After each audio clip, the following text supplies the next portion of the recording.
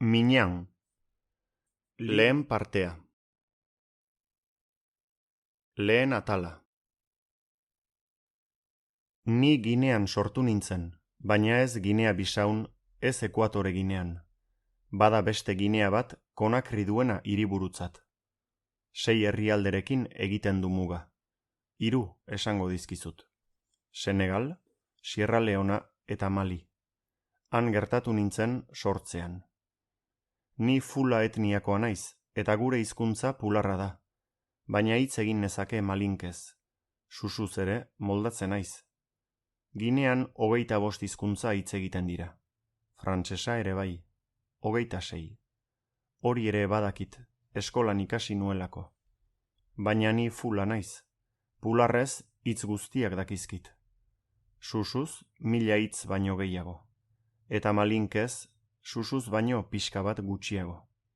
Frantsesez ez dakit zenbat hitz dakidan. Susu hizkuntzan ogia tami esaten da, eta aita baba. Malinkez ama na esaten da, eta mina dimin. Ni mundura ekartzean ama hil zorian egon zen, lodiegia nintzelako, eta odol asko galdu zuen. Pularrez odola jilan esaten da, eta mundua aduna. Nire erditzea Konakrin izan zen, aitaan bizi zelako, baina sortu bezain laister herriskara itzuli ginen, Txankoira. Txankoi itsasotik urrundago eta Kankalabetik hurbil. Eskualdearen izena Mamu da, eta prefekturarena Dalaba.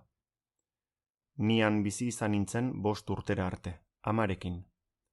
Aita euri garaian etortzen zen, martxoan, amari lurra lantzen laguntzera, eta nire atzetik beste 3 anai arreba sortu ziren.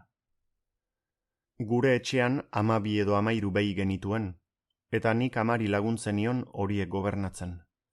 Beste batzuetan amak hurbila bidaltzen ninduen, eta putzura joaten nintzen, Puisedolo. Bestelako lanak ere egiten nituen, arropa garbitu eta bere ondoan egon. Gutxi gora bera horiek dira nik amarekin ditudan oroitzapenak. 5 urte nituenean, aita etorri zen nire bila.